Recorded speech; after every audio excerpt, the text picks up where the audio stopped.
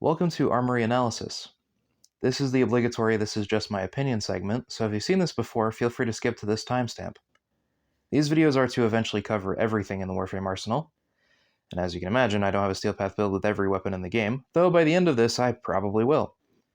I don't follow the meta of Warframe as I find some of the wackier weapons to be the most fun.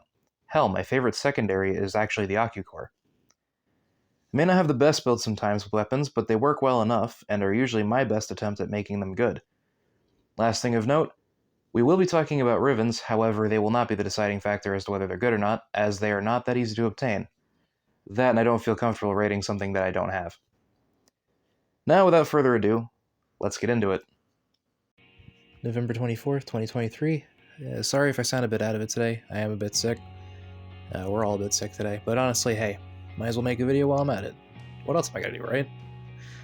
Today we're talking about the Broken War, a sword that was gifted to us by the Shadowstalker, and he so kindly put it in our chest to make sure we wouldn't lose it. This thing has no variants, unless you include the War, which is just the not broken version of this thing, as the name implies. But yeah, standard attack speed of 1, pretty wide blocking angle of 55. But as far as the stats that you probably actually care about, we have a critical chance of 35% and a critical multiplier of 2.2. It has impact, puncture, and slash, and it's heavily weighted in the slash department, to such an extent where it's pretty much all of the damage that it starts with. But yeah, I remember when this thing was like the king of melee weapons, so to speak. I guess more accurately, it was the king of one-handed swords. Still kinda is, but the Incarnons have definitely changed that. I'm not entirely sure what like the meta is now as far as that goes. I mean, to be fair, I know most people use gunblades and glaives, but as far as one-handed swords go, I have no idea what people are using. I personally use the Prismascana and the Namasolo now, thanks to Incarnons, but that's just me. The way I see it, there's 3 different ways to build this thing. You have a pure combo build, you have a with primer build, and then you have a hybrid of the two. Personally, I think the hybrid is the better of the options, but I don't know, maybe you might find one that's better for you. Or perhaps you even have a build that's better than mine. Let's be real here, I'm not the best at building these weapons. Granted, I would like to think I do well enough. But anyways, let's talk about the combo one first. Might as well save the best for last. The combo one is, as it looks, purely based on getting your critical damage up and going. Starts off with 112 crit chance and 5.5 crit multiplier, and of course you have Blood Rush on there and Drifting Contact to make sure you have enough time to keep it going. I will say this is the only one, or this I only ever use with Kullervo, because it's real easy to keep your combo count up with him. But either way, I will go ahead and demonstrate this without Kullervo here.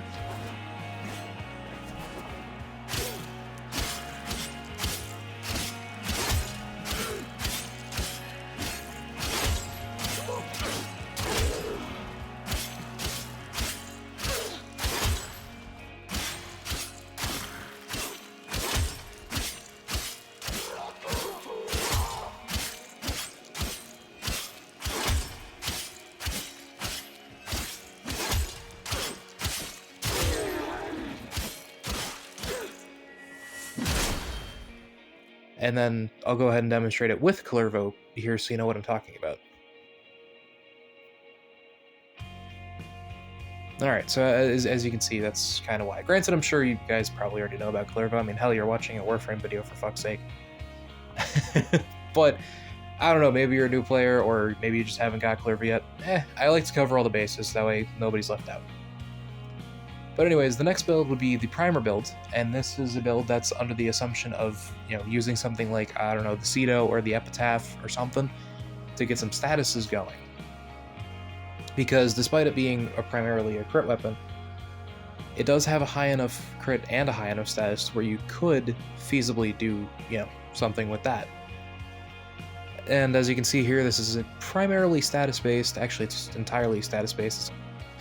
I will say, I'm sure you could definitely do something better by replacing Prime Pressure Point with something else, but that's kind of the best I could get it anyway. But yeah, with this you have, 32% status, but you're also using a primer, so that should be okay. You do have Weeping Wounds to help with it a little bit, just to get that little bit extra out if you can. Unfortunately, I couldn't squeeze on a combo count mod without sacrificing a pretty damn significant amount of damage, so screw it. This is another one I like to use with Kullervo. Granted, this one works well enough to where I don't necessarily need to, especially since, you know, you're using a primer, as I will demonstrate here.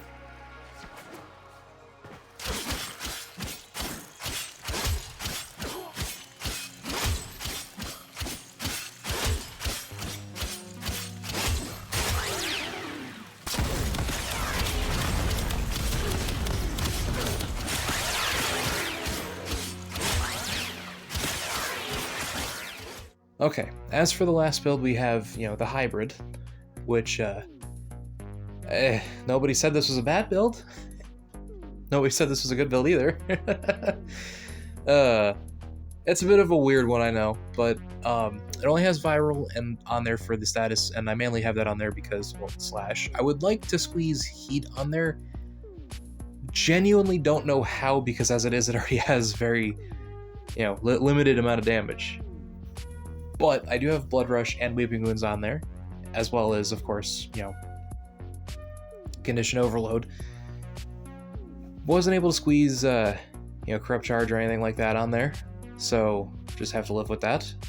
But that's okay. This actually does fare pretty well, because when I use melee, I like to go completely crazy with melee. Granted, as funny as it is to say this, the dev stream that came out today is making me wonder if that's still going to be a thing in, you know, a couple months' time. Who knows? I'm actually kind of sour that that's... Well, I shouldn't say sour. I'm actually happy that they're changing that, because melee is seemingly weaker than it used to be. Granted, that's mainly because of the overpoweredness of primaries and secondaries now. But, time goes on. Either way, I will go ahead and demonstrate this here.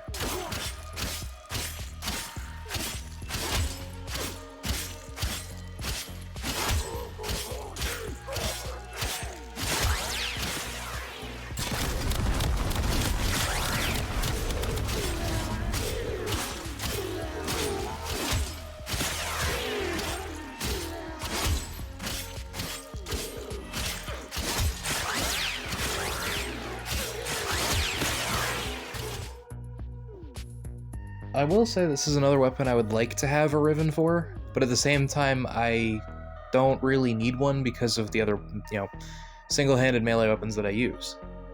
It's at the point now where it's like, if I had one, okay, shit, I'd probably use it more, but I'm not going to go out of my way to get one. Though to be fair, I don't usually go out of my way to get a Riven anyway. Except in rare instances. I got one for the Gamma Core because I've always wanted that thing to be good. I thought it was so fucking cool. I've always wanted it to be good, and it finally is. But anyways, yeah, no, like, this has 4 Riven disposition, which means it could benefit greatly from a Riven. I mean, don't be wrong, it's not like it's the best weapon ever to have one on, but it does benefit pretty damn well.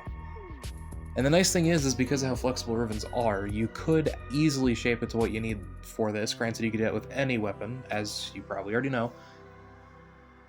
But I like to do this as a standalone thing without Rivens first, and then bring Rivens into the discussion afterward. But either way, without a Riven, I'd say this weapon's, it's serviceable, especially considering it's free and it comes with a catalyst already installed, which is actually quite nice. So for that, it's actually pretty nice and I like it. However, once you're in the endgame, there's no real point to using it if you can get a hold of something like, I don't know, Prismascana with the Incarnon or anything like that, or whatever the hell the meta is. Granted, I may have to touch upon this again after the melee update they're planning on releasing, so we'll see. Hopefully not, but if I do, I'll just add it back to the wheel and we'll cover it whenever it comes back up again.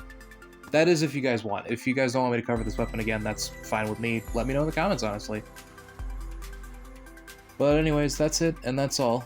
Thank you all for watching, and have a great day.